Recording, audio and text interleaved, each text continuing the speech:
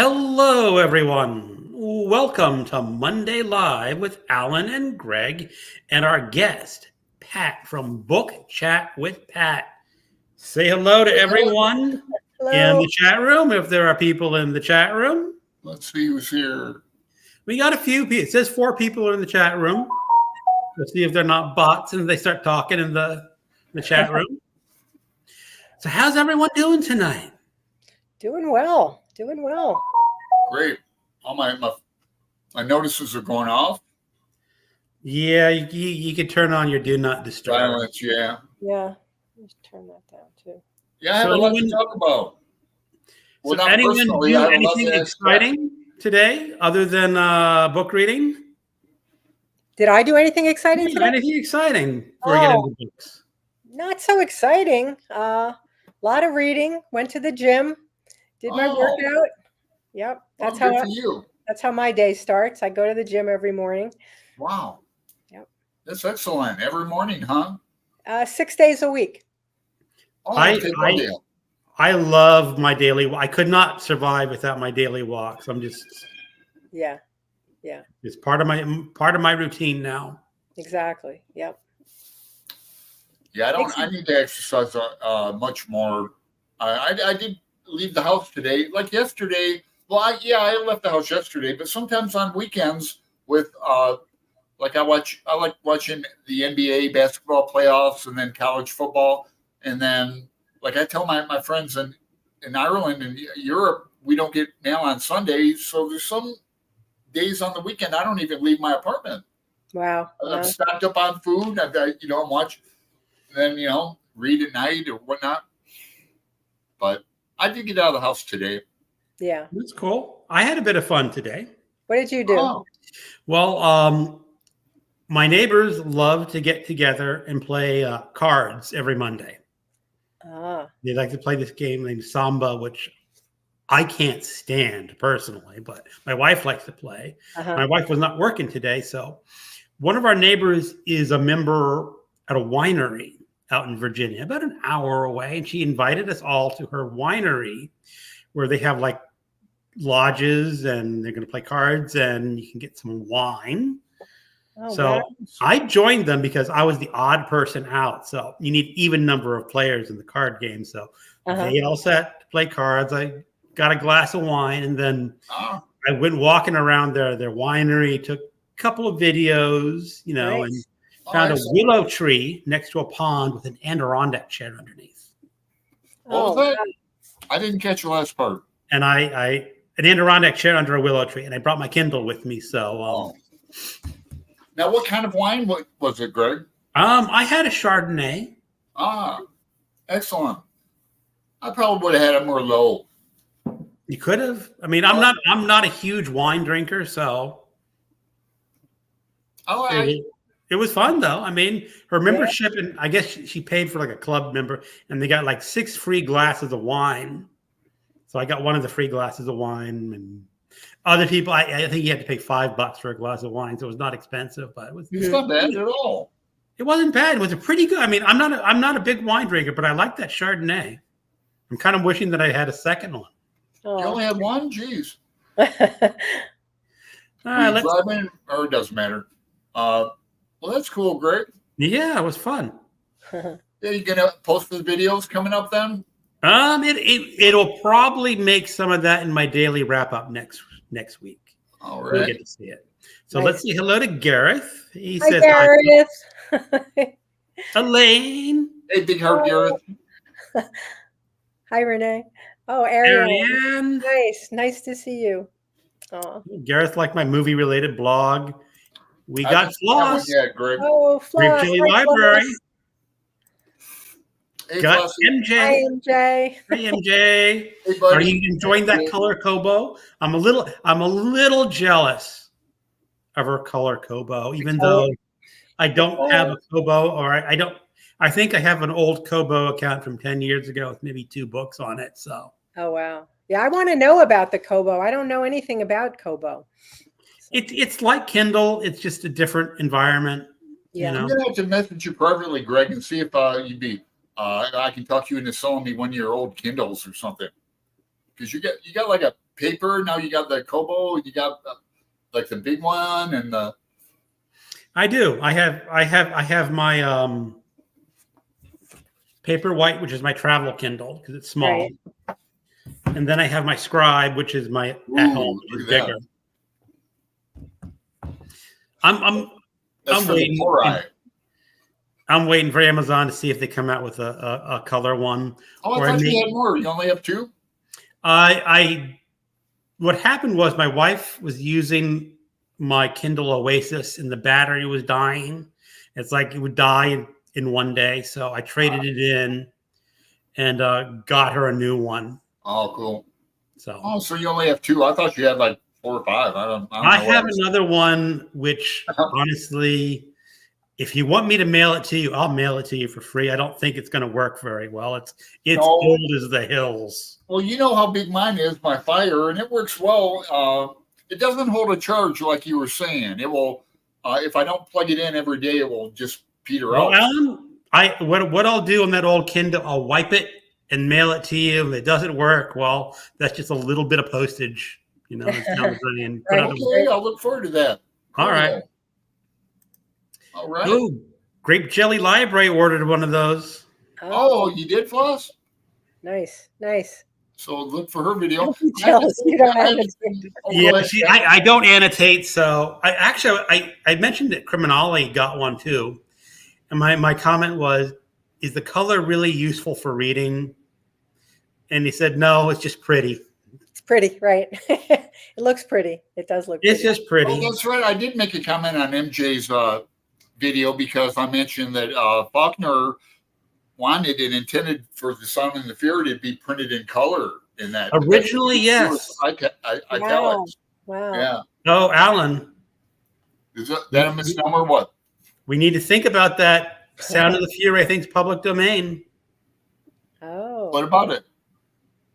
Public domain means you can print one. Oh. So you want to print one with the colors? Yeah. Printed in color. Oh. Yeah, he had some kind of a scheme for it. He did. Probably involving Benji, I think The Sound and the Fury is public domain. Oh. So MJ's saying, "Yay, Floss!" Angelia's Hi, here. Hey, Angelia. Hey, Angelia. And everyone. Nice. And Gary saying hi. Okay. We can now talk about books because I got criticism once that I start talking about books right away and people are kind of slow to join and they miss it, so miss the action. So I think we're into it enough. So Pat, as the guest, you get to talk about what books you have recently read or currently reading that you want to highlight. Okay. Well, I've been. Oh, there's Fred. I just saw Fred. I just saw Read by Fred pop up. Read by Fred.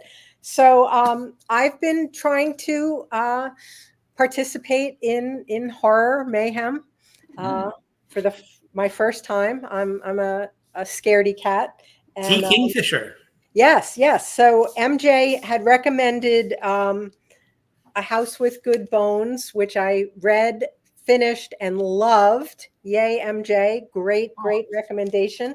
And then Ollie saw me talking about that on a video, and he recommended What Moves the Dead by T. Kingfisher. And I'm about to finish this. I have about 20 pages to go, so I will be done with this tonight. I think I have that on my Kindle. Do you? This is the retelling of The Fall of the House of Usher. Ooh.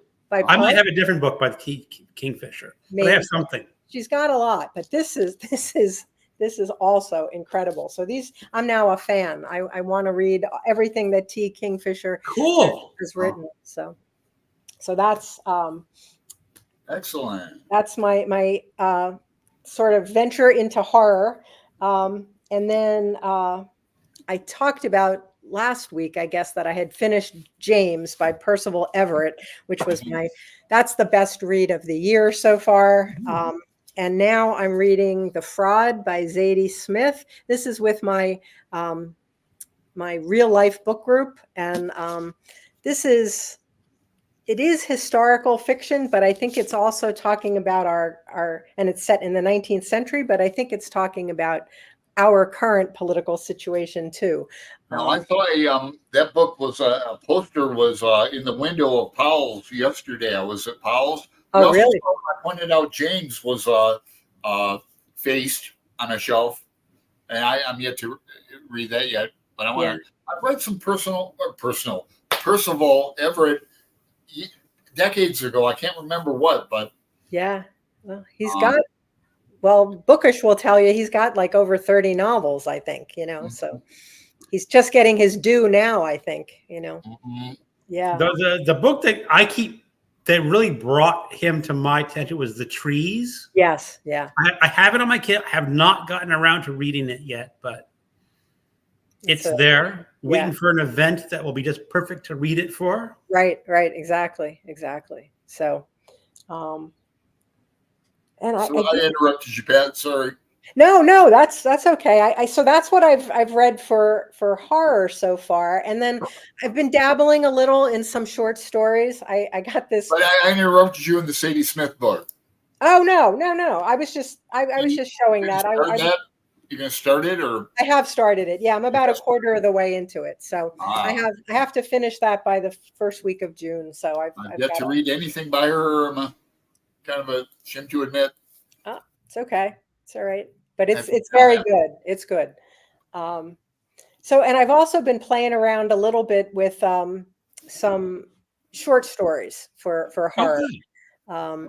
I started with Ray Bradbury. I read a couple in that great big book that you have also, Greg, that big red book. The 100 Best. Yeah. I read a couple of those, and I got a book of a collection of vampire stories. So I've been reading a few little things in that too. So that's my horror so far. Oh, and I reread Stephen King's Carrie.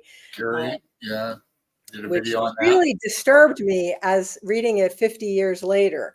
Yeah, you have that photo of you and your friend. Yeah, when we were 14 years old. Yeah. Yeah, I couldn't quite see it well on my iPhone because that's where I usually watch the videos. It is just like too small to get a good picture. Well, you can't. I'm just holding a book. She's holding Rosemary's Baby, but she said to me, "You bought Carrie that day." She's still my best friend, and she sent you that photo, right? I sent it to her. Oh, but then you have that photo like framed, probably, or she blew it up and framed it for my birthday. Yeah. So it's framed upstairs. Yeah, it's a beautiful. I love old photos and that, and I've done that for my father. Like. For example, a couple. One were in the bottom of the Grand Canyon, 50. Well, he was 50 at the time, so 30 years ago. But one, when he was back in the 30s, he's leaning on an old 1936 car, or no, 46 car. Oh, how wonderful! And he's got his fingers in a Chinese puzzle with a look on his face like. And he's a little kid, and I do that for him. Yeah, that's very, very special. My house is filled with pictures of framed all my loved ones all over the house, so it's very, very special. I love framed pictures. So yeah, I'm gonna point out something from Gareth was saying, I'm frequently dealing with bullying in my job. It's a horrible thing. Written well yeah, it reminds us that bullying, people talk like it's a brand new phenomenon. Yeah, no. It's not. No, it's been around. Yeah. Mm-hmm. Yeah. But it's true. I think that, when I read that book as a kid, I don't remember the bullying aspect of it being what impressed me. But now reading it after having taught for so long and having dealt with kids and having seen, what happens in schools, it hit me very differently this time around, as a much, much older person, 50 years later. So interesting. As I remember, Stephen King was a teacher at one point. He was early in his career. He probably witnessed a lot of that firsthand. All through grad school, even. Yeah. Yep. Yeah. Talks about having a little tiny office, like as big as a closet. Yeah. No, but right in there. Yeah. I think Stephen King taught English. I believe. I think he was a high school English teacher. Yeah, I think that's right. Yeah, and he said somewhere in my research, he said that the character of Carrie he actually based on two girls that he went to high school with who were just very poor and very disadvantaged and were just the victims of terrible bullying. And they were the inspiration for the character of Carrie. So that made it even more poignant to know that, these were real people he was thinking about. So, Yeah. Yeah. Kids have been cruel throughout the ages. So, Yeah. Well, that's true. Yeah. Anyway. let's get through a couple of Yes. comments. Woohoo. Hey, Brian. Hello. Rage. That's Rage is in the house. Rage Biscuit. That's his nickname. Rage. Rage Biscuit. Brad. Yeah, Gareth likes Bradbury. Oh, yeah. I think of Gareth every time I pick up that Bradbury book.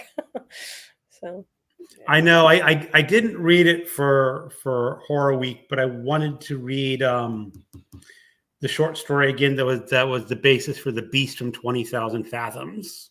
Okay. That was it's a great. It's like 8 pages long, so it's like You read a short story in the morning and. Talking about Bradbury, reading stories. So somewhere I read that, Something Wicked This Way Comes would be a good thing to read for horror. But then I realized that's like the second, I think, in a trilogy. So I couldn't read it. So I had to get the first one, and that's Dandelion Wine. So I read that in high school. Yeah. I have it. I have it on my Kindle because I have everything on my Kindle. Everything's on your Kindle. Yeah. And that's, as I remember, it's not really much of a trilogy. It's sort of thematic. Yeah, you're right. It's just there's no real story connections. It doesn't matter where I start. Yeah. Okay. So. And Pat, for not liking horror, it sounds like you had an amazing month. I agree. Yeah, it's not even that I didn't like horror. I was afraid of it. I was afraid I would never sleep again. But I've had a lot of fun. And this Kingfisher, oh my God, I've already ordered. Again, talking about how I can't not order books. I've already ordered the next one in this series. So it's coming tomorrow. It'll be here. It said between 7 and 11 a.m. That's one thing. Like we talk about Amazon and Insidious, I know when all my shipments are coming, and I'm getting oh. And it's even funny. My wife orders way more stuff from Amazon than I do. Now Amazon will deliver here on Sundays. And we have an Amazon locker in my building. Well, they deliver Amazon Sunday to us. But she orders the ones where they deliver at certain times of the week. Okay. And she forgets what she orders. So I forgot. It's like that's what happens. Because it's so easy. Yep. It's even better. But it's not like guess where it's stuff around the house, stuff kind of gardening stuff. Gardening stuff. Yeah, I was wondering about you guys with that. She has her raised beds going, and maybe I'll show them in one of my videos. Yeah. Yeah. It'd be nice. I have to read now. See, I have something by T. Kingfisher on my Kindle, and contemporary horror is coming up, and I haven't decided what I'm going to read, but maybe I'll stick. I don't think I have any short stories by her, unfortunately. Mm-hmm. She's written a lot. I can't believe every time I look, it just seems like more titles come up. This is funny. Yeah, Pat says I tried a little horror. The name's 50 things she's already read this week. I'm a little compulsive. You may have noticed. I'm very enthusiastic. Book. I'm frequently dealing with bullying on my job. Yeah, we talked about that one. Cyberbullying is relatively new, which adds an extra dimension. Is that they don't escape from it at home. Yes, that's very true, and that's what's different about today. I hate to say it, but I'd be a good cyber bully. You would not. Back in the day, you would not. You're like the nicest person in the world online. But with words, I could not be. Really, and that's, I regret a lot of, there used to be an email program called Earth Link where you could, it was cool. You could do all kinds of graphics with it, but if you could send emails and if the person wouldn't open it on the other end, you could detract it. Oh. So I used to go, detract it like the next day. A lot. So anyway. Gareth is talking about the Beast from 20,000. I think it's like the Lighthouse something. I can't remember. And yeah, Gareth just confirms that that's not a real trilogy. Right. Something Wicked is his favorite Bradbury book. And I will read it. Okay. Ariane, I haven't read any Kingfisher. I should check it out. Oh, Ariane, we should read something together. That's an excellent point, Pat. Have you read any horror that scared you enough to turn some lights on when at home? My lights are always on when I read. Yeah, nothing that has scared me that much yet. No. Oh, I get scared. I'm one of those scared ones. I mean, it will seep into my dreams even what I read sometimes. Well, me too. That's what I'm afraid of. Yeah. In fact, I sleep with my like a little night light on, just so when I get up and I'm up and down probably 2-3 times a night. Yeah. If I don't want to hit my knee on the coffee table or anything. Yeah. No, I that's exactly what I'm worried about, because I do dream about what I read. And so I haven't read anything, like MJ said to me about Kingfisher, the first one, that it was cozy horror, and it really was. It didn't really get scary till the end. This one now is getting a little creepy. The retelling of The Fall of the House of Usher. I might keep all the lights on tonight because I'm going to finish it tonight. But But I haven't read anything, really hardcore. And that's kind of a good read, though, if you can't put it down like that. Yeah. Well, I'm going to recommend an older book, which may be a little scarier, but it's called The Great God Pan. Oh. By Arthur Machen. Okay. It was published late in like 1898, somewhere like that. But I'll tell you the general premise is a doctor thinks that there is a world living with us that we just cannot see. It's existing right next to us. Oh. And he says, if you have a brain operation, that will open your eyes to see the other world.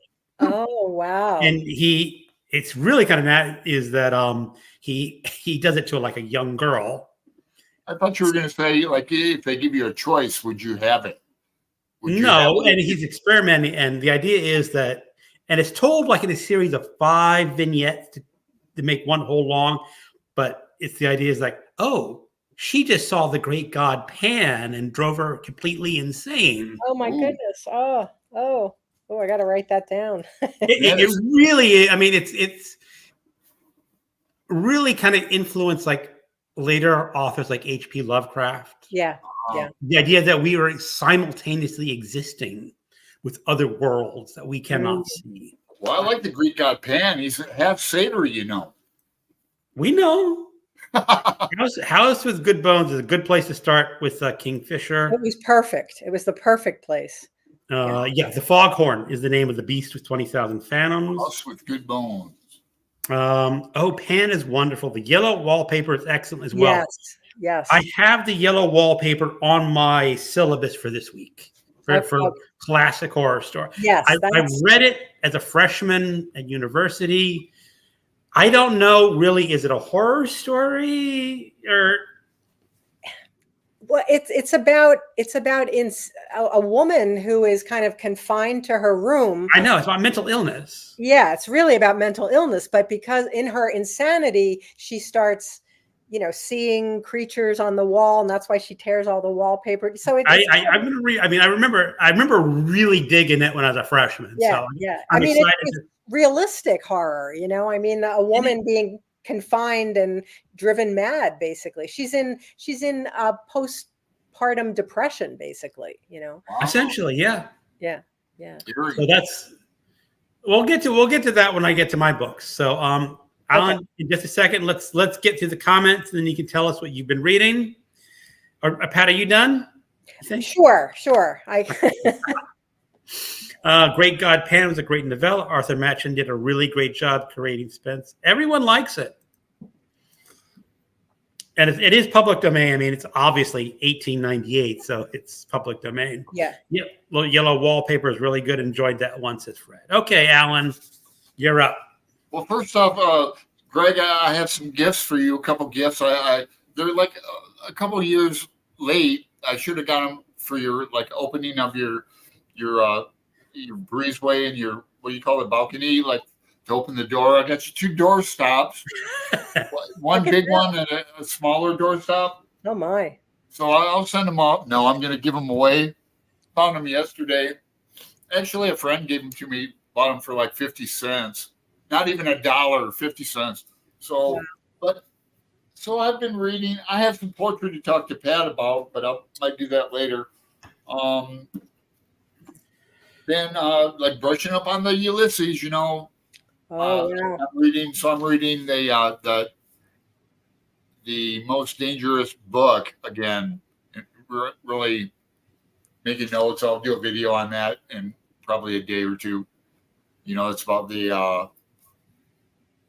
It's about how Ulysses was a banned book, and the efforts that some people went to get that book into this country.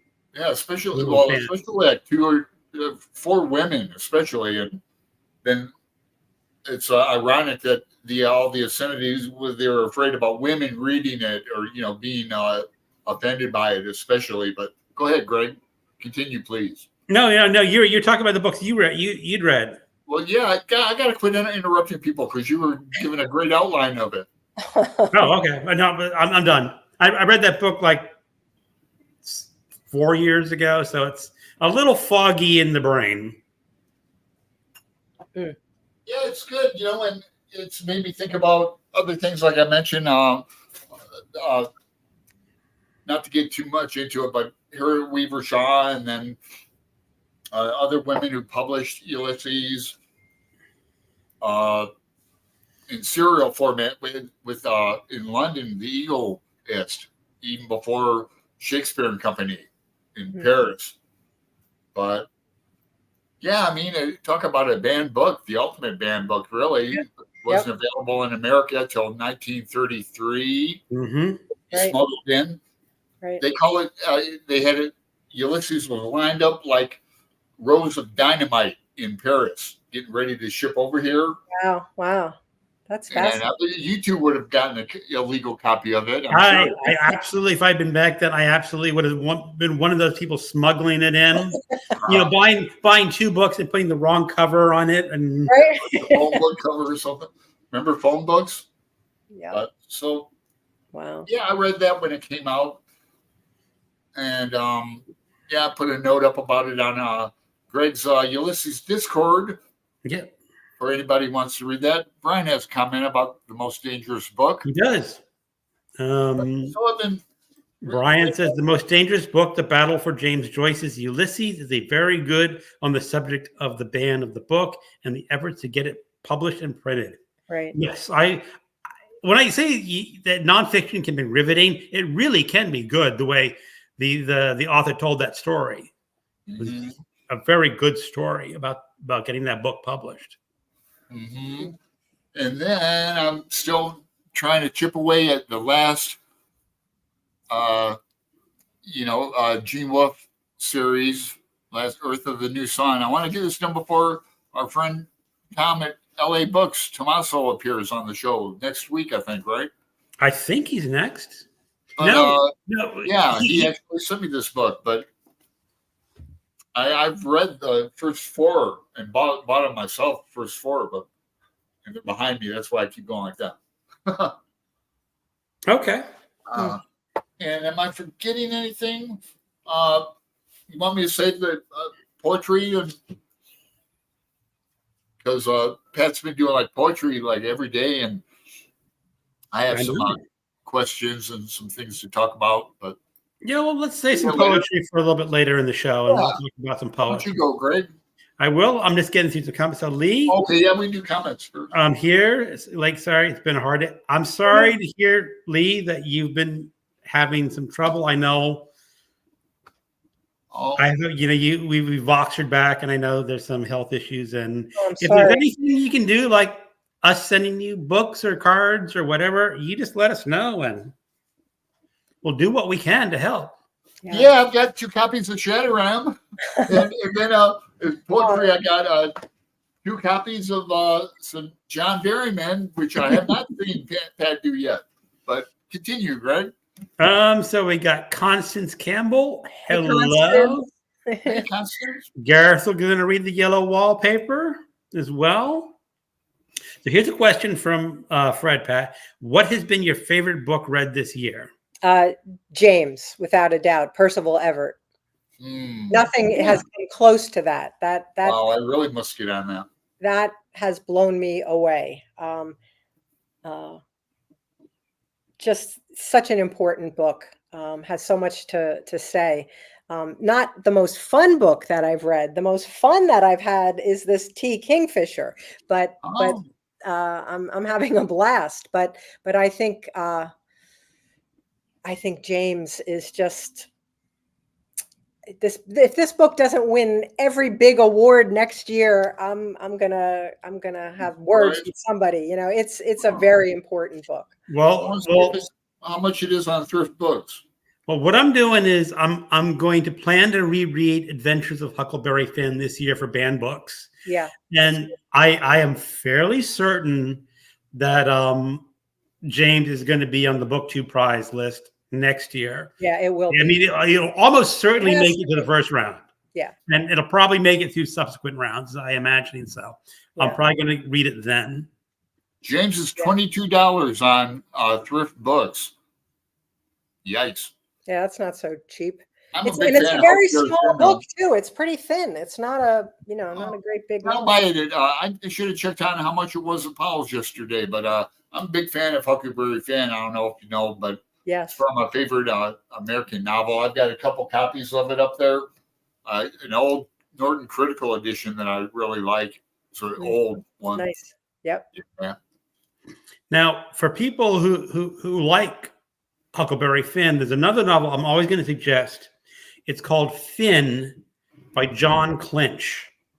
And it is the story of Huckleberry Finn's father. Yes, I've heard you remember, you see him early in the book. He's dead in the water. I mean, it's not a spoiler. It's like chapter 2 or chapter 3. Right? Yeah. And he's dead in the water. Right. You know, and it's like, how did his father get there? What kind of man? And he is not a nice man. I mean, the problem is, if you have a problem with characters you don't like, you may have issues with Finn because his father's a nasty piece of work. Right. But it was a really excellent book.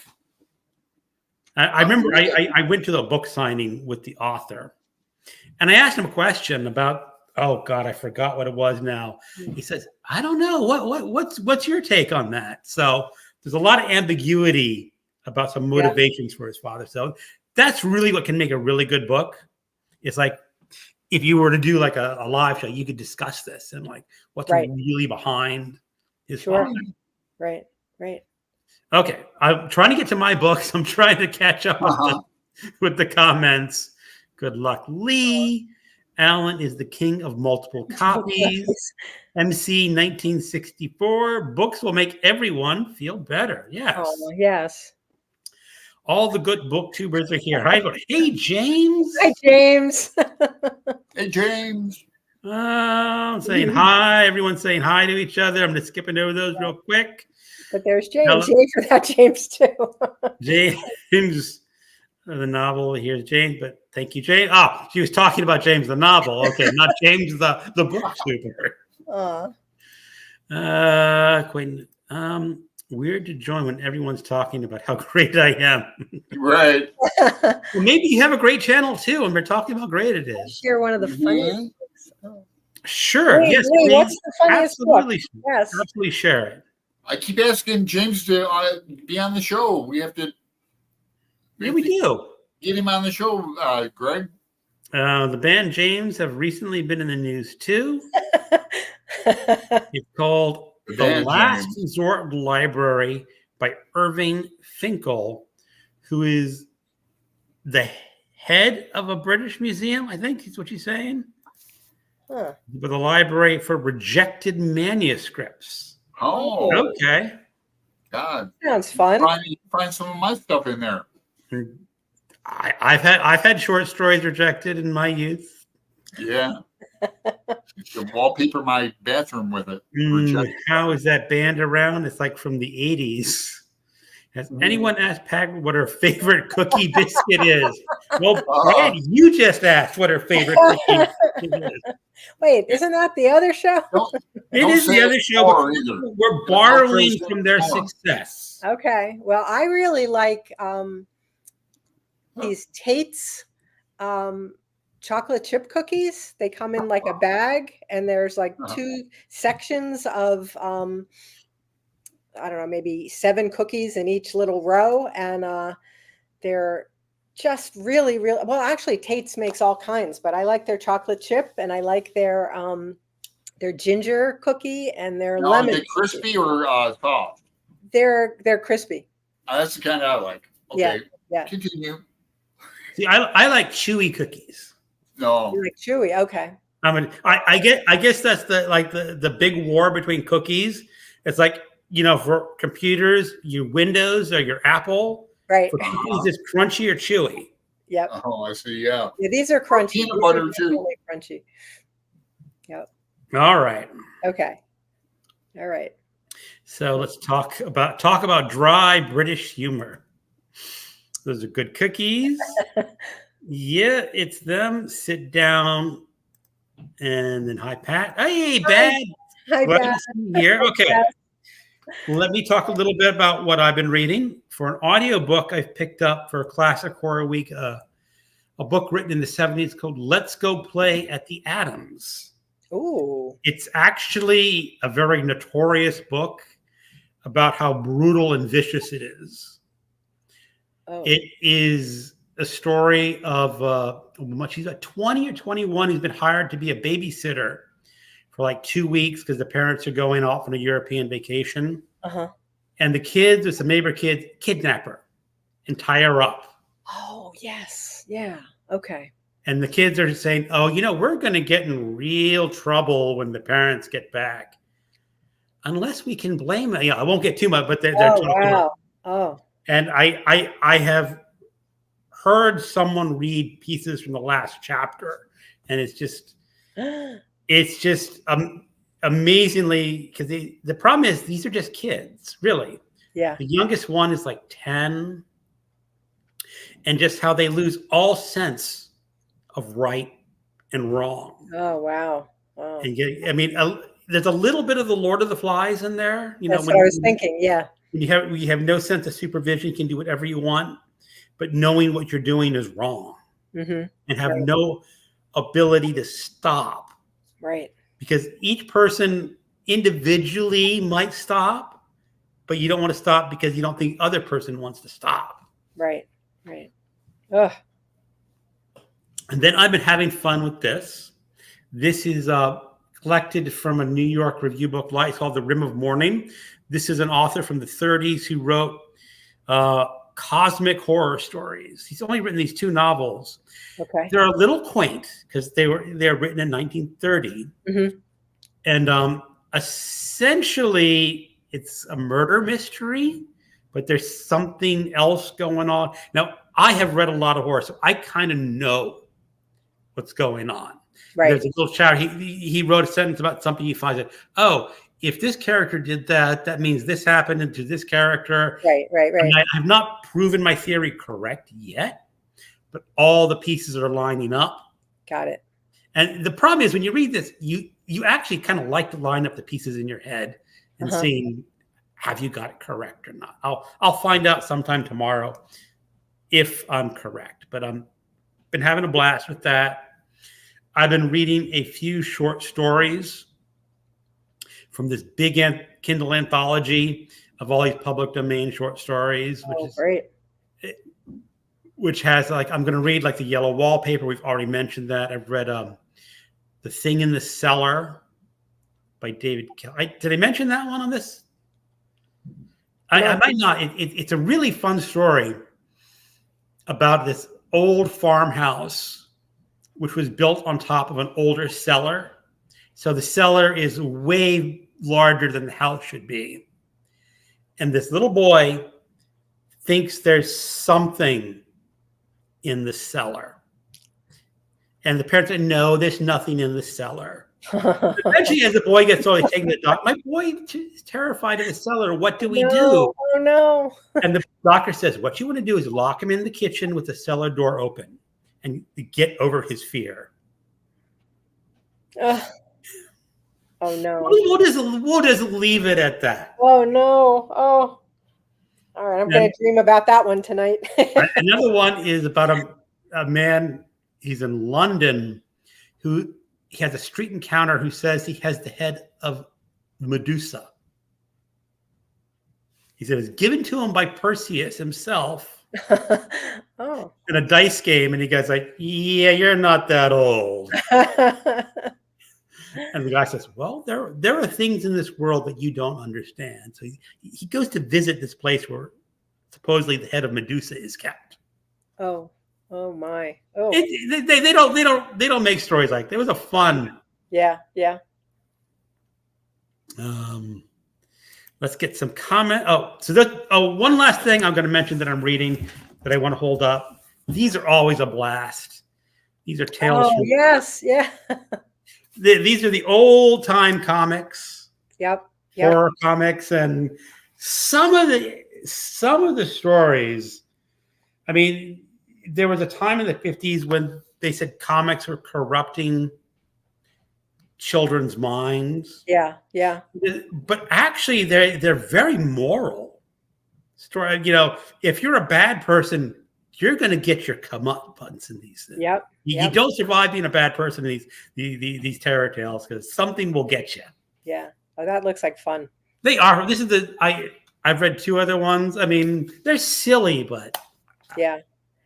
I saw Ollie did a whole thing on graphic novels for one of the prompts the other day, and he talked about, I don't know, Vault of Horror and Tales from the Crypt, that kind of thing. They reminded me of old comics. They were great. I mean, they don't. Yeah. I'm having such a blast with them. That's great. So here's Angelia, chewy cookies, crunchy crackers. Okay. Yeah, Bad as well. Bad. It's time's fungible. Don't worry. Glad you're here, Bad. Nice to see you. Hey everyone. My eye is twitching right now about the book Geek Love. Okay. Oh my goodness, how am I going to review this story?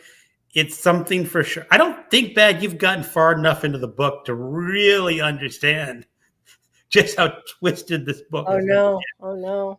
Has Alan or Pat, have either of you read Geek Love?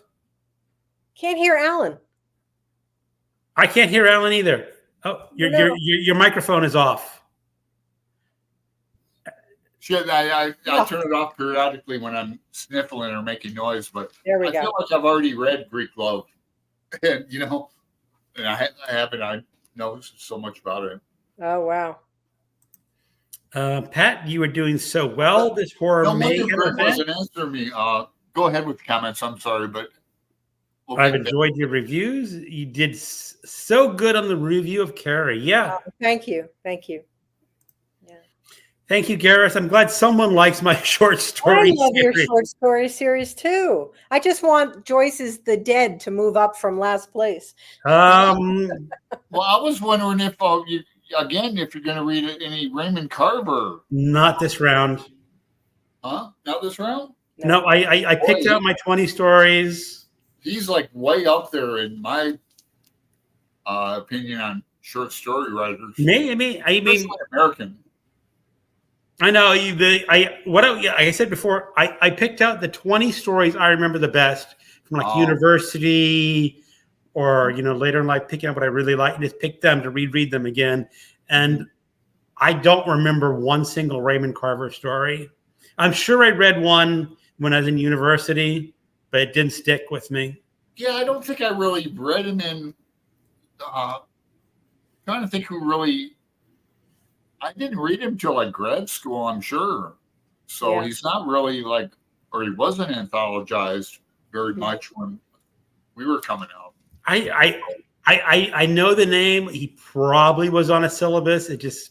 Yeah, and then there's that big famous Robert Altman movie called Shortcuts, where they took his several stories and even poems and compiled them into a narrative for a movie. With it's a pretty good movie. I liked it. We were talking about that yesterday. But so yeah, that's why Raymond Carver came to mind. Boy, I had like a little. It may not finish last. There's one or two stories that I think will that have the possibility of finishing lower. I got to reread it and see what do I really think of that story. Yeah. We'll I love the series. I watch them all. I think it's a great series. Well, I kind of want more people to read short stories. I love short stories. Uh-huh. Now, Alan, not all about views either, you know. So I know. I mean that I'm going to do it because I just really love my short stories. And this week I get to reread A Good Man Is Hard to Find by Flannery O'Connor. And I'm like, saying, yeah, that's a great one. Yeah. I'm getting really excited about that one. Yeah, bang, bang. Oh, I'm sorry. No. I've read it a couple times before. It's not a spoiler. Greg says, how dare you? Geek Love is a wild book. Alan, did you ever encounter Catherine Dunn around Portland?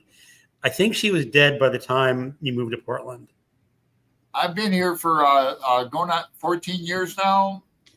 So, and I remember a guy when I first encountered that book, it's got to be like 10 years ago up here, and he read it like in one sitting.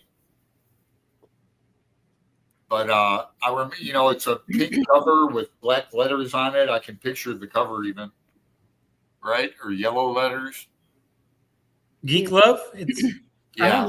I only have the ebook and audiobook. I don't have a physical copy anymore. Yeah, it's been so many printings and now this will be good for the people who've read it. If you haven't read it, it's not going to make as much sense. But it was originally published by the Borsey imprint by Random House. Uh-huh. And the Borsey imprint on the spine has a picture of a Borsey dog running. And the dog on the cover of Geek Love had an extra leg. If you've read the book, I think James will be laughing his head off. He is. I can see him because he'll understand because he read the book that it's someone was really clever when they thought. Wow. Candyman's gonna get me, says Bad. Candyman. Yeah, she says Candyman sometimes waits before showing up. Oh. So if I don't post a video after this, maybe you know Candyman got we know what happened. It's twisted from the first page. How bad can we? Oh, bad. You don't understand Geek Love. Oh no! Oh God! It's one of my favorite all-time novels because it's just so out there. Wow! But you have to understand. I mean, these people are just really weird. Oh. Constance, I love Tate's gluten-free. Yes, the gluten-free are excellent. Oh. Yep. Back to biscuits. Shortcuts is great. Shortcuts is great. Short stories are very fun. Love short stories too. Keep it up. Thank you, Constant. Grape Jelly. Alan, where are you originally from and why did you choose Portland? Pat, I can't recall where you were from. So there's Flo asking 2 questions. Okay. You go first, Pat. I'm from New Jersey. Born and raised. I still live in New Jersey. I taught in New Jersey. I went to school in Vermont, and Vermont is my dream place. That's where I hope to end up at some point, but mostly New Jersey. Now I love Vermont too. When we get into poetry, the poet Norman Doobie, he was my mentor at ASU. He passed away last year, but he was from Vermont and wrote a lot about the area and that. And I've never been to Vermont. I know I'd like it a lot. It's gorgeous. Yeah. A lot of my family is up there. I think that's where I probably will end up. But yeah, it's a pretty kind of cool state like Oregon is. Yeah, it is. I know. Ben and Jerry's, and then yes, Bernie Sanders, and well, the painter Woody Jackson, who created the artwork for Ben and Jerry's, was a graduate of my college, and he still lives up there. In fact, I have one of his paintings on my wall. The cows that you see in some of my videos, that's by Woody Jackson, and he is the Ben and Jerry's artist who paints the cows, and all, how they have kind of cool artwork on all their ice cream. That's a guy who he's a few years older than I am, but he went to my alma mater, and he still lives up there. So. But yeah, it's cool. I'd like to see more of his stuff. But Norman Doobie is somebody I'd like to see what you think of. Especially his book called Mercy Seat is like a collection, and you can get it from the library. I need to get another copy. That's a book that I give away sometimes. It's a big book though, but now it's relatively inexpensive. Mercy Seat. It won I think a Penn Faulkner Award. I'll look into it. Yeah. Yeah. Alan, Vox for us that title so I can go pick it up. Oh, okay. And my story of how I got here is I can't really tell it legally. No, I was in Phoenix, and I was getting into a lot of trouble back in the 2000s just for stupid shite. But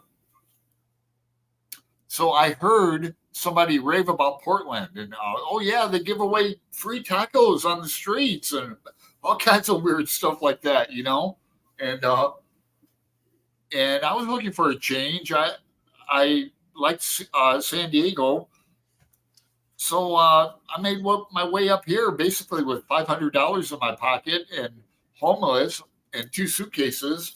Wow. But that was, like I said, 14, 15 years ago, and things were different even that small amount of time ago. Yeah. Yeah. Things really changed after COVID, and prices are sky high for housing now here. And wow. I wouldn't mind try that now. Rent and housing sky high just about everywhere now. Yeah, and I'm Irish. I'm lucky, so the luck just follows me. I know. I almost moved to Vermont. My wife and I were thinking about moving to Vermont. Really? Oh. Because my wife worked for the government, and she wanted to keep her government job. And they have a branch of the federal government in Burlington. Yes. Yep. Burlington.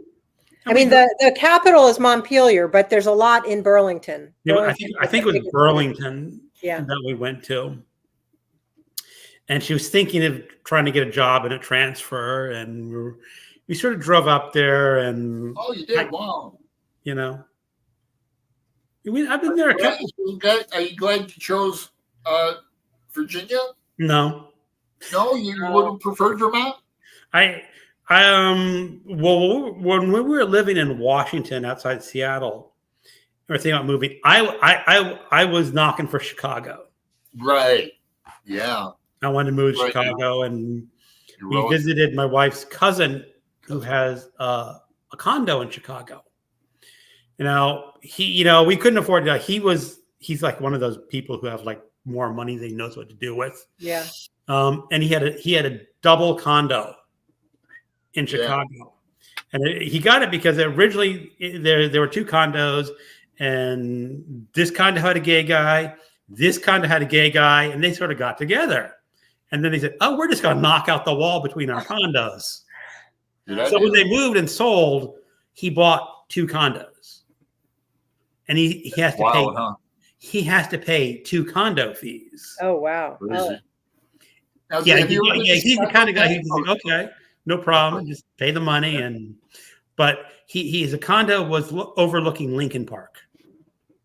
I love Lincoln Park. And it's Chicago, Pat. What? I've been there, but I Just don't know that well. I I don't know know pretty it well. now. You don't know though. It's just a wonderful park to go walking around in. I love Chicago. Yeah. So Good Shakespeare. and good we're food. thinking about it, but the problem is, and you look at the condos and they're cheap. We can afford that, and then we go deeper. Then you have condo fees. Yeah. Now he pays 2, but we were looking at 1 condo fee. We're going like, and then we look at the taxes and go like, Yeah. Well, how much a year, if you don't mind? In condo fees, it'd be more than 1,000. Okay. My dad's girlfriend in Arizona, she lives on a golf course. I'm not even going to say what her it's a housing fee, a yearly fee, man. It's outrageous. It is, but so that sort of broke the budget, especially when we're thinking of retiring. Chicago, yeah. Like, you could own your older. condo, but every month you still got to pay a condo fee, you still got to pay your taxes. I can't see you guys in a condo now that you have that big house. Yeah, I would have had to sell What would you do with some your of my books. books? Geez. But no, she wanted to move. She's the one that picked out this place in Virginia, and what they say is "happy wife, happy life." So Well, I just went with it. All right, let's go back to the comments. Pat, have you ever been to South Woodstock, Vermont? Yes, I have. Ah. Yep. I've been all over Vermont. I went to school in the middle of the state, but I have family that lived actually first in the middle of Lake Champlain, and now they live kind of near Burlington. But I've spent a lot of time in Vermont, so it's beautiful. Beautiful. It is. New Hampshire is also really beautiful. Yes, I've spent a lot of a lot of New England is really beautiful. All of New England. Yep. People saying hi to Bad Flo. I'm on page 41 and I'm freaking out. Geek Love. Flo, I want to freak out too. Oh, Flo, you always know. I'm kind of worried Bad is going to send me a message. He said, "What is this book you got me into?" I still can't get the image out of my mind of the detail in this book. Oh no. Oh boy, maybe I'll wait for your review. Friend by Fred. Looks like a beautiful place in the fall. Yeah, very colorful. Greg, do a small review for Flo in the book real quick. What of Greek Love? Geek Love? Geek Love? Greek Love. Geek Love? Geek no, Love. That, huh? Reading too much Ulysses. Greek Love. Well, essentially, there's 2 storylines. In the first storyline, there's Olympia, and you learn that she is an albino dwarf. She lives in Portland, and her job is storytime radio, where she just reads stories on the radio, which is like one of the best job you could ever have in life. But she has a full-grown daughter, and her daughter has a tail. It's a little pigtail that you sometimes get, and someone wants to pay her daughter to cut off her tail. Now you go back to when she was growing up as a kid. Her parents owned a traveling carnival. Oh, no. Her mother used to be the geek, and the geek is the person who got to a pit and bit off chicken heads. And then they were running out of people to have in their carnival. And they said, well, what if we had freak children? So the mother ingests all sorts of bad substances to purposely bring on birth defects. Oh, my God. So almost all the children in her family have some sort of birth defect. There's Artie, who's a flipper boy. He has no arms or legs, just flippers. Oh, God. There's the albino dwarf. There's Siamese twins. And then there's Chick. I'm not going to talk about Chick until you get into the book. And that's not even the strangest thing about the book. Oh, no. You get into the story about the woman who wants to cut off the woman's tail, and why she wants to do it and then you're just completely freaking out. Now, if you like, it's not a horror novel, but I was just going to say, is this a horror novel? it has horror elements. Some people might, but it's not really a horror novel. But it's. I think it's a really fascinating story, especially later on when you have Olympia. She's the albino dwarf, sort of is out there to protect her daughter. And it reminds me of the writer, God, where is it? Scar Lover, Harry Crews from Florida.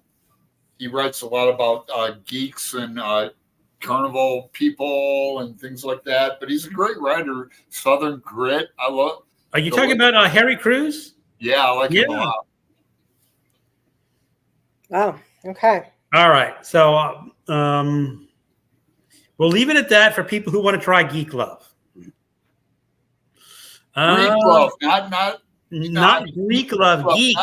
Geek. Geek. Right. Hey, hello, Nicole from Nicole's Bookish. Hi, Nicole. Hey, Nicole. Lee, I lived in Lynchburg, Virginia. Graduated from high school there. Oh. Lynchburg. Sounds so weird, Greg. Goes with this story. Hit that thumbs up, people. Thank you, Brian. Be nice. Oh my God, yes, Pat. I definitely have to read this book. Carrie. It's getting so much better. I'm laughing so hard here. All right. Flo, do you want to read this book, Geek Love? I don't think that's floating your boat too much. I bet Flo would like it. Flo, maybe. Lee says, nope, not going to read that. Yes. Says, awesome. Good for you. You got this. It's free on Audible, Flo, right now. Oh, there you go.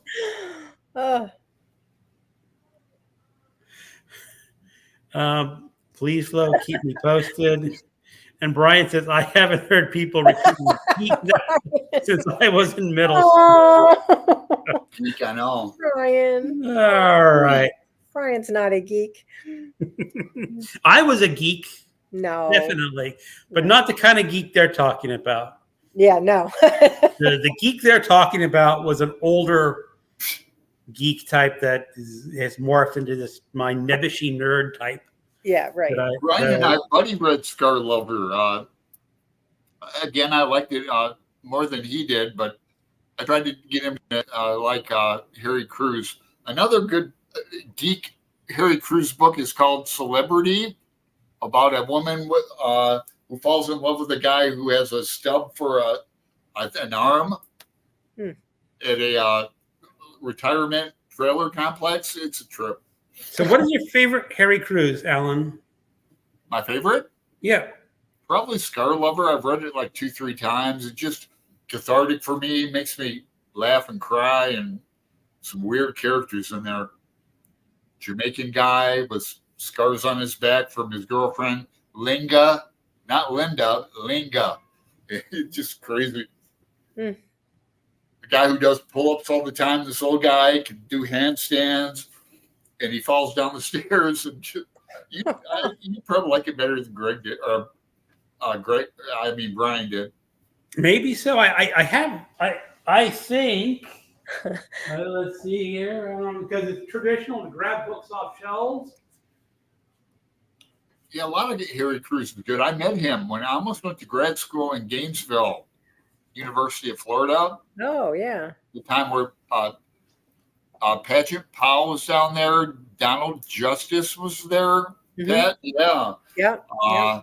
Who else? Well, look at this, Alan. What you got? Scar Lover. Oh, well, there you go. Classic Crews. Oh, my God. Gospel Singer. I haven't read Gospel Singer. Neither have I. Body. Oh, Body's about the female bodybuilder. Mulching of America. That's a good one about political. And All We Need of Hell. I haven't Wow. read All We Need Is Hell, I don't think.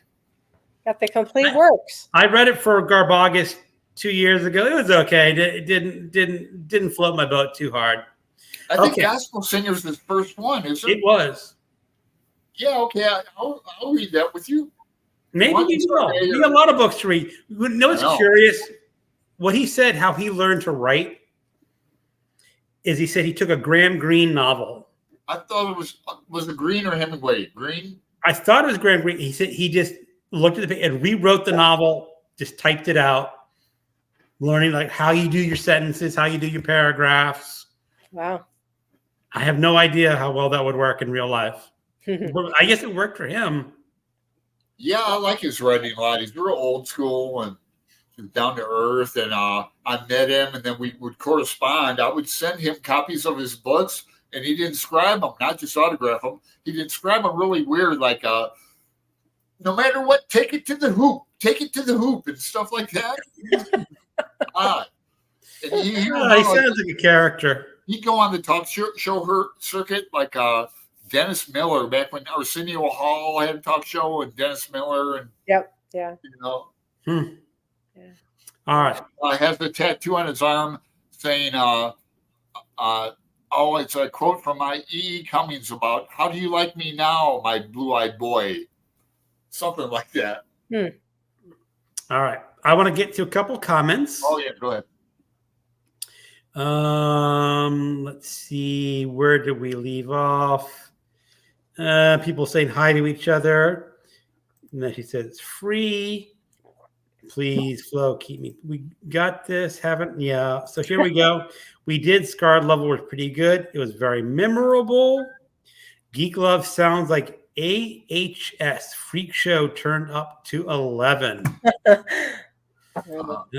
Sure thing, bet. I just downloaded it, says Flo. Thanks, Greg. Oh, man. I'm going to get a couple reviews of Geek Love coming up in a few weeks, maybe. Or maybe they're DNFs. Awesome. All right. Enjoy the read, Flo. Have a great night, everyone. I have to rustle up some dinner. Great show. All right. Hey, Angelia, thanks for coming. Thanks for dropping by. And thanks for that. Greg, what does your T-shirt say? Oh, my T-shirt says 5 out of 4 people struggle with math. That's great. I love that. I'd wear that. That's great. I resemble that remark. I struggle with math too, but I still appreciate it. Okay. Let's change the subject a bit. I know, Alan, you wanted to talk about some poetry. Yeah, you want me to go there? And I used to do Poetry Thursday for like a year. Yeah. And then I just got burned out and haven't gone back to it. Yeah, I went back and looked, and I saw all the poetry that you did, and I wondered what happened. Yeah. The problem is it's the same thing with my short stories. It's just gets no traction. Oh, yeah. Yeah, I have a playlist on my channel. I don't know how many it's called, like #Poetry Thursday, etc. I believe it's called, but I might have like over 50. I bet. But so I want to talk about Dylan Thomas and then John Berryman. I used to have 3 copies of his Dream Songs, but I sent one to my friend Floss, and I think I sent her the annotated one. One is really annotated up. I went through this book with Norman Doobie, and Norman Doobie met John Berryman. Wow. John Berryman met Yeats, and so it's so cool. Then I have another copy that is pristine. Oh, look at that! I know. Beautiful. Send it to you, Pat. Do you know John Berryman? I don't know. I mean, I know him, but I don't know his poetry well at all. No. Oh, he's great. He's got his own rhyme scheme and everything that he made up. Yeah. That rhymes. John Berryman, the Dream. We were going through that early in BookTube. I was still in Seattle, Washington. Oh, that's right. When we did that. Number 20. You like number 20? Number 20. Number 20 is The Secret of the Wisdom. It has bones in it. Bones. No, it's not 20 then. Spectacular. It's the one where the really famous opening with the dog, or ends with the dog. Dog. The beginning is the tip of my tongue.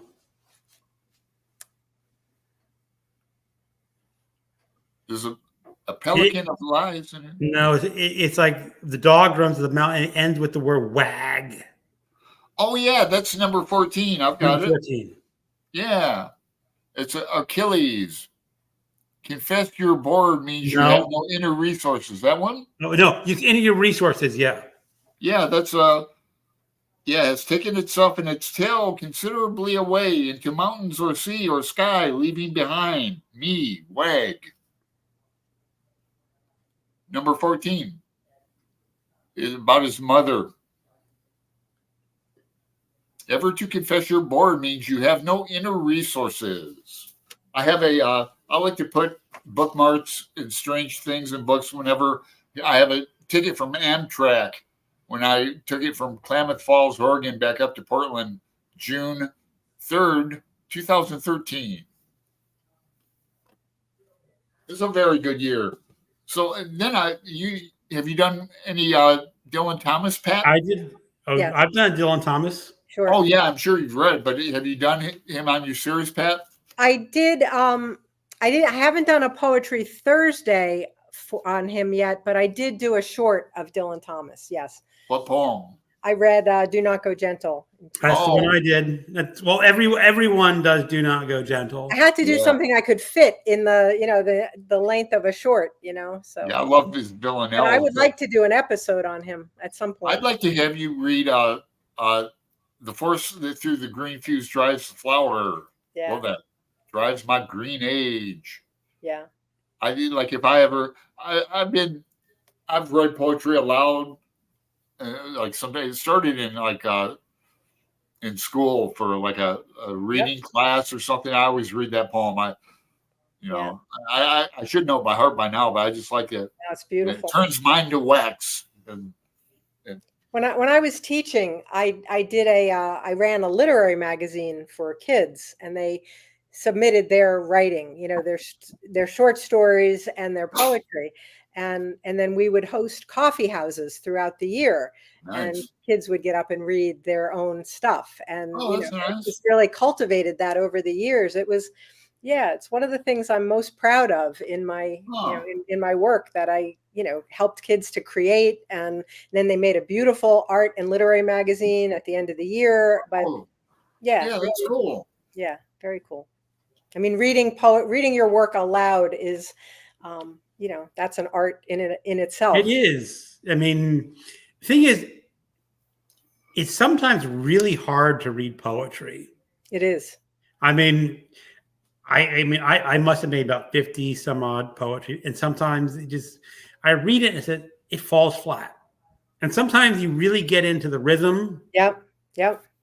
Because if you it's like what I used to do it's like, okay, I just don't have that rhythm right. I just gotta. Yeah. Yep. Oh, I know exactly what you mean. And some are so hard to read just because of the way they play with language. Like I was trying to read Gerard Manley Hopkins the other day, and he does a lot of alliteration, and every word starts with the same letter. And I must have listened to the video 7 times before I got it out without stumbling over the words. And I'm not a bad reader out loud, but I've yet to see that yet, Pat. I know which one it is because he's a graduate. He was a professor at University College Dublin. There's a big plaque, him and Joyce, right in front when you walk into UCD or DCU for dyslexia. Pat, when you talk about reading, I read Allen Ginsberg's Howl. Oh, that's a long one. I read it straight through cold. Wow. I had not read it for years. I just did, okay. Wow. I read like the first few pages. I'm just reading it. I sat down and it's like, oh, wow, I actually got, and I stumbled over a couple of words and phrases, but when I was doing poetry, I was really adamant. Don't do takes. Just, don't try to get to the editing where you read a few lines, perfect it, and edit it all. Yeah, you can drive yourself crazy.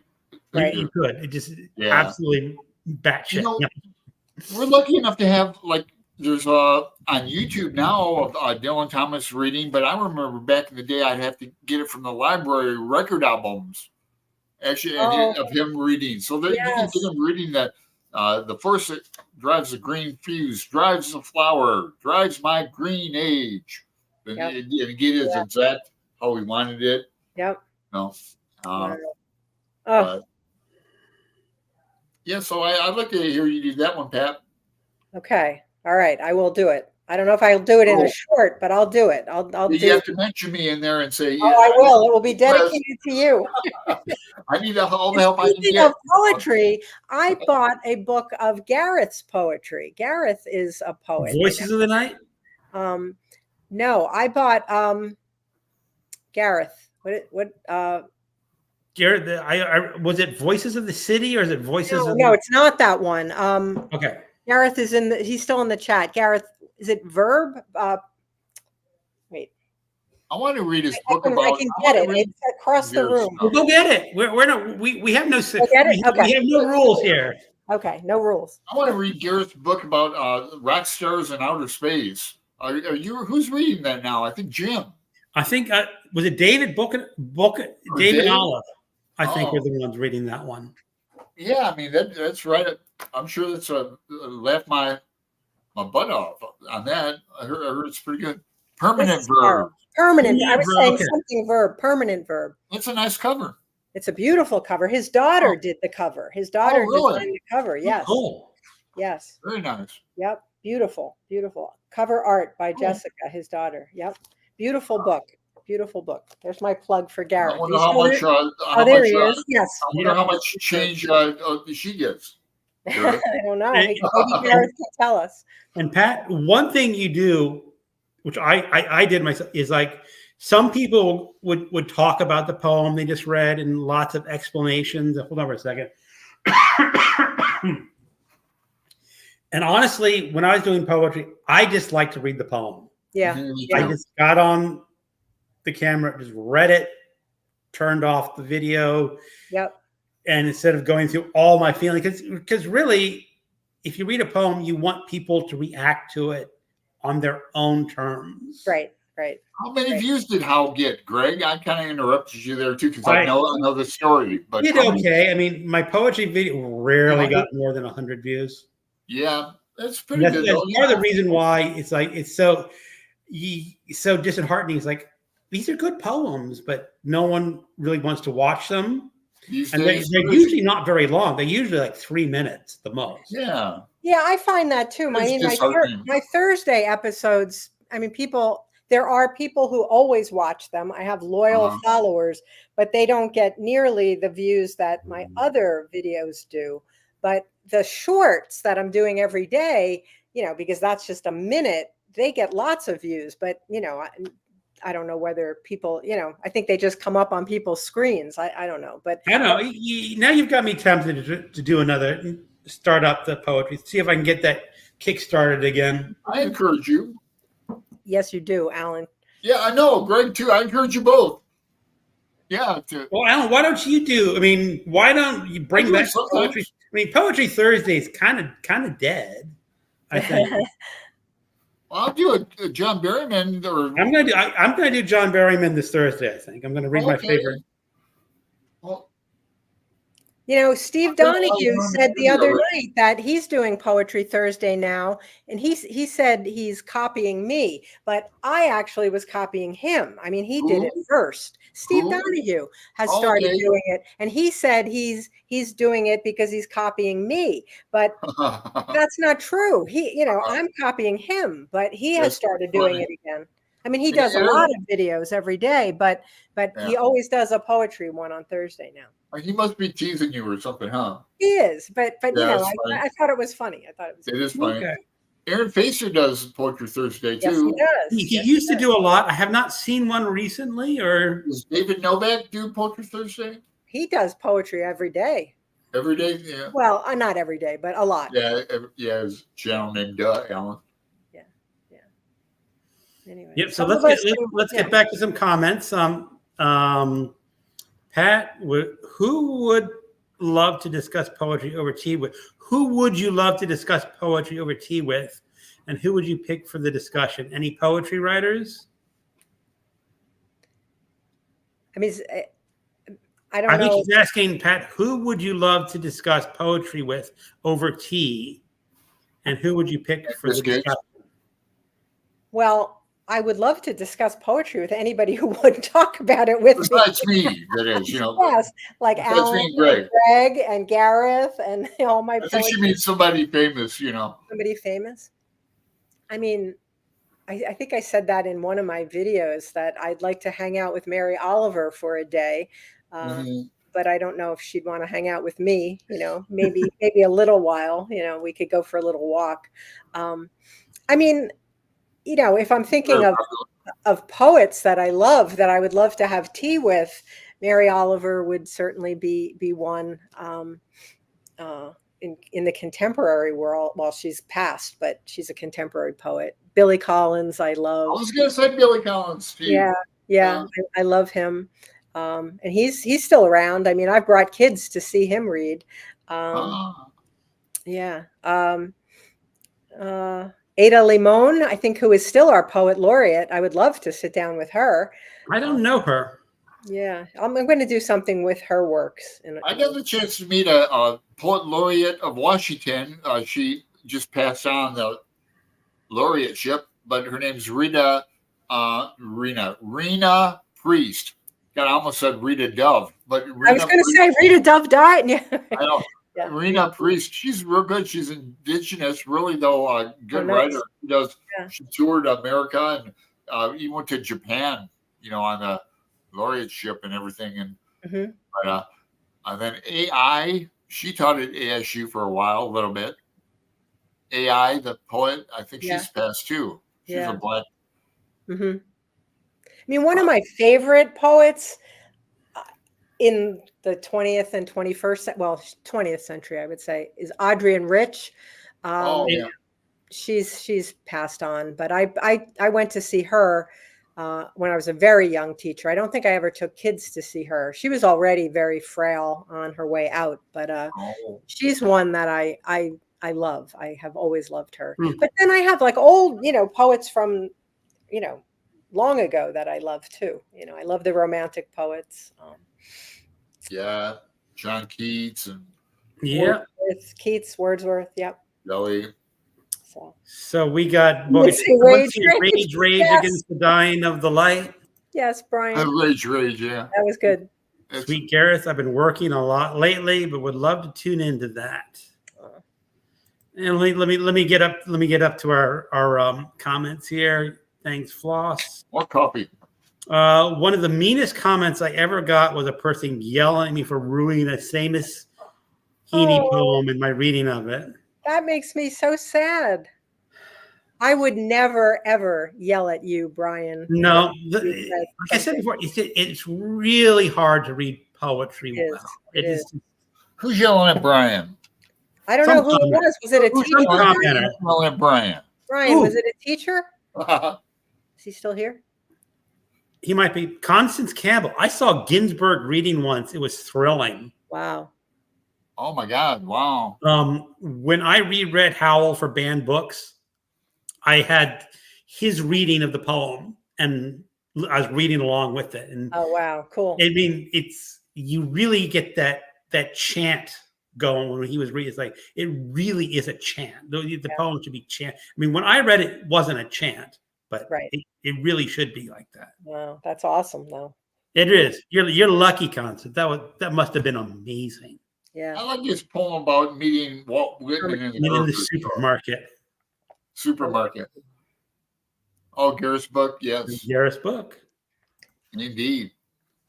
Really appreciate that. All right. That collection is more personal than Voices of the City. It is personal, yes. Yeah, Greg. Gareth is saying I should do Poetry Thursday again. Poetry will spread like wildfire through the community. You would think. You would think. No. but it's I not think the it case. might smolder and smoke a little bit. Yeah. You know what? I think it's because it has been taught badly and people think they don't understand it. And know. so they stay away. They shy away when they see these I videos. always loved it. Yeah. Me too. Yeah, I mean, really, let's just sit back and enjoy it. That's right. Don't worry about what it means. Sometimes Just read it's it. really hard to understand a good poem. Yeah. I mean, honestly, one of my favorite poems is what is it? The love song of J. Alfred Prufrock. Oh, sure. Which is T.S. Eliot, yes. I mean, it's not easy. And honestly, I read a lot of his other poems, and that really is his number one poem. The Wasteland is like is one of those impenetrable poems. Yeah, yeah. Yeah, and kind of written by Ezra Pound in a way. Yeah. Have you ever tried reading Ezra Pound, Alan? Yeah, I've tried reading the cantos and with guidebooks and with I had a friend who was into the cantos, like the Chinese and all that. You know, the cantos is a volume all into itself. Yeah, I tried to read them, and it's like things, and it really makes you work hard because he's talking about things that you really have to be super educated to understand. Right. That's why I don't have a copy of it, you know. But what else by him? Ezra Pound. He was a strange man, wasn't he? He was a big Joyce supporter, though. Ezra Pound, yeah. You can't really talk about Ulysses and that without Pound. Pound was involved in all kinds of stuff. Yeah. I read the Pound Era. That was a great book. I remember the Pound Era. Who wrote that? I don't know. Bloom or somebody. The Pound Era. Could be Bloom. Yeah, I don't know. Huh. So some of us do poetry for PAX. We copy her. Yes. I wish I knew PAX. I've heard of C.K. Williams, but I'm very unfamiliar with him. Or is it's a man or a woman? I don't know. I have no idea. I don't know. You don't even know, Pat? I don't know. I don't know C.K. Williams. Constance will have to tell me. Yeah, tell us. I've seen the name. Pulitzer Prize winner. I love Dr. Jenny. Or Constance says Robert Bly was great when I saw. You've seen some great. If you've seen Bly and Ginsberg, you've seen some great ones. Awesome. I've been seeing Bly live. Did he do like his man stuff? I wonder if he had like a drum or anything. Is he the one that did a drumming circle for men? Yes. Something like that. Bly. Yeah, that was Bly. All right. Yep. I love Dr. Jenny's poetry readings on Roy's channel. Yeah, Roy and his wife. Yes, those are wonderful. Yep. The mean comment was about Machen reading. Was a video I made, so not all that impactful. Oh. What's the matter with people with the mean comments? Oh my God. Now you know Heaney really well, don't you, Pat? I mean, I've read a lot of Heaney. Yeah. Yeah, more than me, but everybody. He's one I'd like to read more too. I know he's like a Belfast, born in Belfast and that Ireland. Yep. Great Irish poet. Yeah, Nobel Prize. Yep. One of 4 from Ireland. Yep, that's right. Oh, Jess is leaving. That is Pat. Good to see you. Hi, Dad. Thank you for coming. I'm back to my book, Geek Love, before I go to sleep. Night, everyone. Good night, Brad. Geek Love. Huh? You're gonna send me a message when you get to certain parts of that book, and you're gonna. I can hear your voice when you get to these parts. Oh, my fave too. I don't know what that comment means. My fave too. She's probably talking about the love song of J. Alfred Prufrock, where I said that was my favorite T.S. Eliot poem. I'm guessing. Now here we go. I feel Bulkowski's poems in my body very accessible. Yeah, one of my claim to fame is I was in the same little magazine with Bukowski once back in the day called Adam Mind. the editors liked me there, and I was in a few of their. Last time I googled it, I think I found it online. Atommind, ATOMMIND. I can't. You think I have so much? I have a lot of old publications of mine still from back in the day. You know, you get 2 copies. Like here would be a good. Like I'm kind of getting into small press again. Here's mentioned garbology. This is what when you get accepted for art so yeah, I like what Stygian Society last year and this year I had some poems in there. They pay you actually, you know, that's unusual. I bought that book that came out last year. Stygian one? Yes. Oh, you did? Wow. And you have some poetry in, and Dave is in it also, right? Yeah, and Dave and Dave. Well, I guess Olive did not write much of his story, but he had the one about the underground. Yes, the raft underground. I believe that was his story. Yeah, yes. This one. Let me see. Yes. Yeah. I think did Dave and Gareth do a show on the woman with Holly and Pay? This? We did. Or did we you had do Holly and Pay on.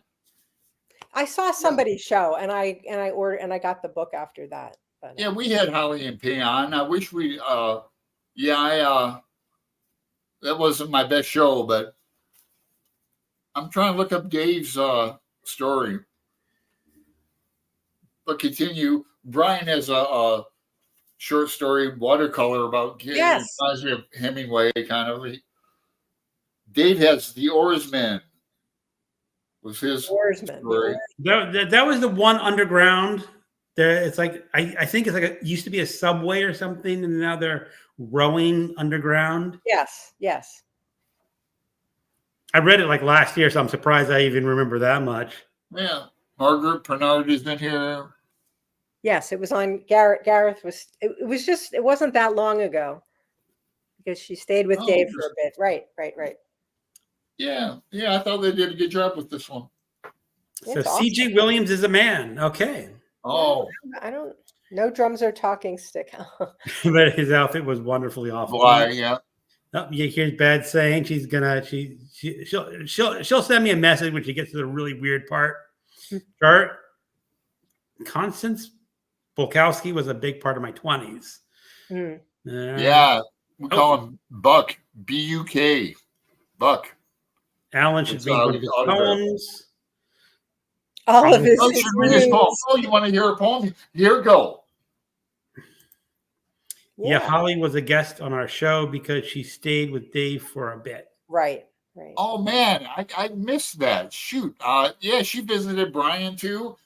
She's threatening to come to Portland and see me and Margaret. I'll be mad if she just sees Margaret. Watch her do that. Make me mad. Don't make me mad, Holly. Greg, do you know the Tiny Poetry Review, Lilliput Review?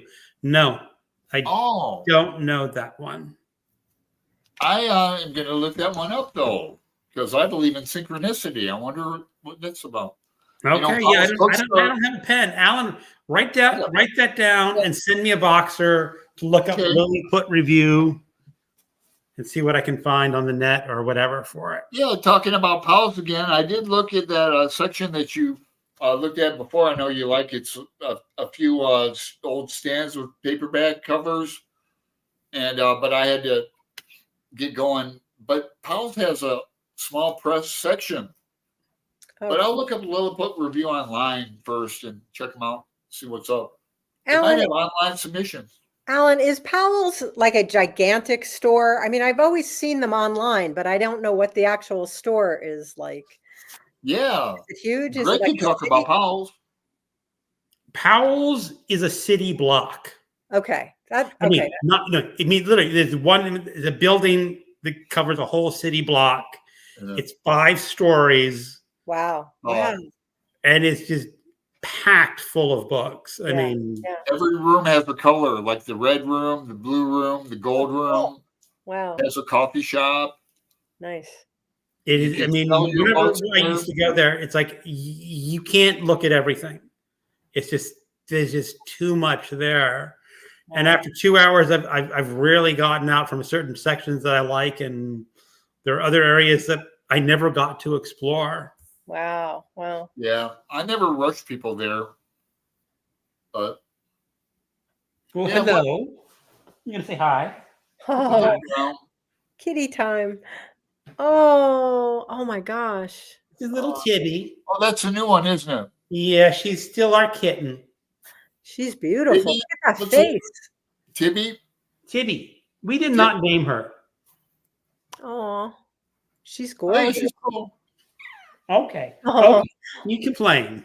Oh, it seemed like she was enjoying it, but I guess not. She likes it for like 30 seconds, and then Jeez. she got her mind on something else. Well, you got lucky that the other 3 cats like her too. We're actually very fortunate that all of our 4 cats get along and are friends. Yeah, that's really yeah, really. Very lucky. I mean, I try to get videos because it's so adorable. It's like I was reading in the guest room, and Tibby was laying on the bed next to me, and Pip was our orange 3-legged cat. Yeah. Oh. And he just got up and he looked at Tibby. Huh. And she rolled over and she put her paws up, and then he pounced on her. And he grabbed her by the neck, and she's squealing, but it's not like a fight. It's like, oh, you're playing. They're hugging. Well, one of the famous cat people on the internet, his name is Jackson Galaxy, has mentioned that it's often hard to tell the difference between a cat fight and cat play. Really? Because he had a video where some woman was, my cats are fighting. They hate each other. What am I supposed to do? And she said a video of them fighting. Yeah. And he says, they're playing. They like each other. Wow. I've had a couple girlfriends who had cats. I mentioned one. I had a cat named Jada who trained it, etc. But one time we had introduced another cat with Jada, and Jada did not like the younger cat. Would jump up in the counter by like the cream corn and hide. Where the hell is Jada at? Oh, she's up by the cream corn. The cream corn. That's great. Ooh. Wow. Yeah, Jada was bigger than this little tiny cat. I don't know. Okay, so Kirst Const's book songs, The Magic Key is remarkable. I think she's talking about C.K. Williams. He is. I'm going to do my videos on him in 2025. I've done an introductory one where I talk about him candidly, about my mental health. Bit of a heavy video scheduled. Maybe Gareth, your videos are scheduled out for next year. Gareth is always talking about Bukowski. That really is amazing. Powell sounds like John King Books in Detroit. 6 floors of used books in an old glove factory right downtown. Love that store. Yeah, I know Detroit a wee bit, but because I'm from Toledo, Ohio, and we used to go up to 8 Mile and 9 Mile, 10 Mile. I bought like a guitar up there. I bought a bicycle up there, but I don't know that bookstore. I bet it's. I've never heard of it. Sounds amazing. Yeah. It does. Yeah. No, wait a second. I'm vaguely remembering Steve Donahue talk about it, I think. Oh. About you just go in and find, you just go ahead and find stuff. Wow. 6 floors. That's a lot. It is. It's awesome. Yeah, and unfortunately, everybody in Detroit is selling their books. You can buy used books at Powell's too. Even yesterday, it's only for store credit now. Before COVID, you could get cash. Oh. I guess, there's the homeless element of it too. They don't want a bunch of crappy books. I don't blame them. Here's some more Stephen King books, and some more James Patterson. But I have some books I could unhaul. Well, the thing is, Alan, Stephen King would sell, James Patterson would not. But they have so many. I bet they're not buying any Stephen King, or they donate them. I'm sure they have a good section of Stephen King books there.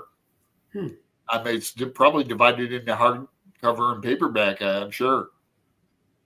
But we got some good information in here. Pat Slinky Yes, Williams. thank you, Constance. I just wrote that down. I wrote that down. Thank you. I gotta remember that to see if my local library has that one. Yeah. Thank you, Constance. Now the thing is, my local library is not good on poetry. Mine isn't either. I never find anything there. Now you said New Jersey. So are you close to New York City? Yes. Yeah. Well, you can just pop over to New York. How hard is it to pop over to New York City? It's not hard at all. It's not hard. Man, I know. I know. Yeah, I knew you were close. I've never been to NYC, unfortunately. Yeah, that surprises me, Alan, because you've been everywhere. It seems. Yeah, but not east of. No. I know east of DC is the ocean, but I've never been past up into Boston or Philly. I've been to Baltimore and Niagara Falls, New York, but that's yeah. I'd love to go to Philly and Boston and NYC and yeah. And I've been to Newark Airport. Well, there you go. That's pretty close Irish pub. They have a great Irish pub there. Okay, all right. I spent a night in Hoboken. Okay, that's a pretty fancy place these days. Well, I did that in the late 80s. Okay. Where it was not a fancy place. Not a fancy place. I remember I had a friend who lived in just across the border from New Jersey in New York, and I was driving up there, and my car broke down. Not the New Jersey Turnpike, the famous one, the other Jersey, the Garden State Parkway. It was right under Orange Avenue or something. Okay, yeah.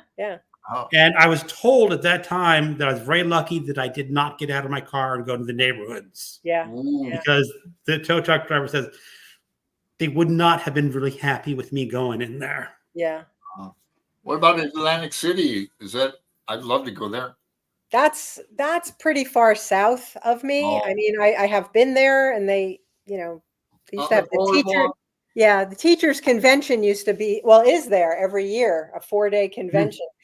Great! What a cool place to have it. Yeah. I mean, there's a big convention hall there, and sure. But that's very far south. That's probably a 2-hour drive from me. Oh, I see. Yeah, I'm not near the shore. Nice place to. Yeah, I love any kind of ocean, but especially I'd love to. I'd be eating the saltwater taffy and hot dogs and all that. I'd be doing the deal. Yeah. Oh yeah. So Constance has to go. Thanks, guys. And Pat, it was such a treat to talk poets and poetry with everyone. Night book songs. Well, good night, Constance. I hope you show up again sometime. You. Yeah, thanks. Thanks for coming. Yeah, I wrote down a lot of stuff. Yep. So Lee, my physics tutor was from Nutley, and I did a med school interview there. Okay, that's not too far from me. My wife's friend used to live in Nutley. Really? North, but not too far. I have friends in Nutbush City. Stupid. Nutley. What a name for a town. Nutley. Yep. Yep. Okay, so now we sort of cover poetry. Now, Pat, you're doing Ulysses with us, right? Yes, I'm in. Uh-huh. I haven't read it in a long time, but Alan was talking before about dreaming about books. When I read Ulysses, I dreamt about that book. When I was reading it in graduate school and studying it, I actually used to dream about it. That's how powerful the experience was of reading it. But I've read other Joyce. I've gone back to other Joyce to reread, but I've never reread Ulysses since. Can you remember the dreams at all? Do I remember? I don't remember them. Were they that powerful? No, because I'm an avid dreamer. I have sleep apnea. I don't really suffer from it. I'm just used to it. But I've had machines before. But I have it too. I have a machine. Yeah. That means we're constantly being awakened. So that's why we remember our dreams. So I have books on dreaming and Carl Jung, and don't get me started. But I asked if you remember any, because I have dreams that I remember to this day. Wow. Just, you know, from No, I don't remember those, but I remember that's how powerful it was, that I was like living that book, but I haven't gone back to it. So I'm looking forward to this. I think it's going to be fun. I know. I've only listened to the audiobook, so I'm really getting excited because since I listened to that audiobook in the 90s, I have reread the Odyssey. I have taken the great courses on the Odyssey. That's great. I have the great courses, and I've read all the other James Joyce books except Finnegan's Wake. Me too. I have never even tried to read Finnegan's Wake. I think there's some things that I can say that's too much for me. Yeah. Well, they say don't read it alone or you'll go insane, but I read that wrong. But no, I've read it with groups, and then I've read it online with groups, and you know, I've got Finnegan's Wake annotations in Finnegan's Wake, and I met Roland McHugh in Dublin too. I had his he didn't inscribe it, he just probably said well met in Dublin or something, but that's inscribed. But yeah, it's a book you certainly, there's a lot of stuff online about it. Yeah. You know, as much as Ulysses. So I'm looking forward to Ulysses. I got my great courses queued up on audio, so I'm actually gonna listen to the lecture first. Yeah, that's a good idea. Before I dig in. So. Sure, I might do that too. I have that on Audible. I will too. Yeah. I mean, if you're an Audible member, I believe it's still free. I think it is. I think when you mentioned it, I went and looked for it. Yeah. I paid for it, but that's all right. The Great Courses is free on like YouTube and a lot of Libby. But God, back in the day, you had to pay for that stuff on Audible. Yeah, I paid for a lot of it way back.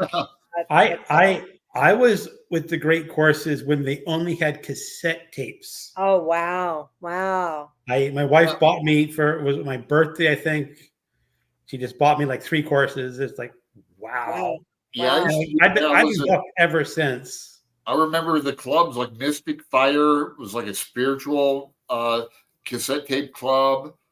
And then I had even the Power of Myth, you know, Joseph Campbell on videotape. I paid like $90 for it. Now it's, you know, you get it for $1 at Goodwill if you want the whole collection. I know. I mean, as I said, my wife bought me those cassettes. They were not cheap. They were like, yeah. I'm sure they cost a fortune. They did, but the thing is, they're really. I mean, I don't know how they keep pumping out content. They must have just have volume now that they're just really popular. Yeah. Well. So like I said, I'm reading The Most Dangerous Book and reading articles regarding Ulysses, and somebody mentioned in Discord about like the differences between the editions, and that's a big video and topic in and of itself. It's been going on for decades. Now, Alan, is it really important what edition we read? Not really. I mean, we're not scholars. We're just right, but it's more than minutia. It's more than like a comma here, and because Joyce was going half blind himself, so he messed up on the galleys, and then. Yeah. Printers were French in Paris, printing this English, where a lot of mistakes were possibly on purpose or whatnot, just crazy. So that's why we have so many different editions. Then even the corrected edition, John Kidd, Kidd, OHN, the big back at the when it was published in '86. I remember, them having. Him and Gabler having disputes about it publicly, and boy, you're talking. Bring me back to the Arizona State. Well, you know something, we'll work it out. Yeah, in the Discord, we're discussing it, and well, people who it's generally accepted. The Gabler edition now is the one that's quoted, and we can be on the same page and all that. I think we all have that. So yeah. I have the Gabler edition, but I'm pretty sure my audio version is the 1922 text. Yeah, I have that, and I have Random House too. Yeah, I can't wait to dig into the Catherine Flynn's Canterbury edition. Wow. I hope it appreciates in value. It was $50. Some people have it. Una has it at the Codex Cantina. I think Roy at Roy Reads Anything has a edition of it. Possibly Michael Romeo, if I'm correct. It's that big one that came out. Yeah, yeah. Well, I've seen it. I don't have that one. Coffee Yeah, I'm sticking with my Gabbler. Yeah, I've got my ebook and my audio. That's all you need. I'm not in this to make a college paper and prove how no, smart I am. definitely not. We're gonna just have fun. Right, exactly. Brian's gotta go. All right, well, thanks, Brian. Good night, Flo's gotta go.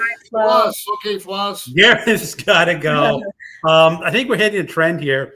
We're at 1 hour and 50 minutes. Yeah, I just glanced at the time. It really went fast. It really did. So this was really fun, guys. Thank you very much. I had a blast with you coming on. You never get to talk about your teaching experiences. We'll have to do that another time. We will do that another time. We will invite you back maybe in the fall or winter for a round 2. Congrats on the success of your channel too. Thank you. Well, it seemed like you started out, but were you a commenter extraordinaire before you? Yeah, I commented for about a year, and I was in there. You know, I was very consistent and loyal. And then I thought, I need to do this. I need to do this myself. So it's been fun. How old is your channel now? How old is it? Yes. 3 months, I think. How many subscribers do you have? She's got like 800 and something. 800 something. Yeah. That's really good. It took me 6 months to get to 100 when I was doing mine. Wow. Yeah, I still only have 880. I don't know. I people are doing. I get subscribers and then I kick them off. I just kick them off. I don't want too many. But you're doing great. Your channel's great. I knew it was. It's growing fast. It's excellent. I'll be over 1,000 by the end of the year, guaranteed. Yep. I'm taking wagers on it. All right, People everyone. have been very kind, and thank you for having me. I really enjoyed it. I had a blast. Everyone who's still in the chat room, thank you. Yes, thank you for hanging out with us. It's always fun to have the guests and the people in the chat. This was the best show ever. We will catch everyone in a stream or a show sometimes later. Okay, very good. Take care, everybody. Good night. All right, thank you. See you. Thanks.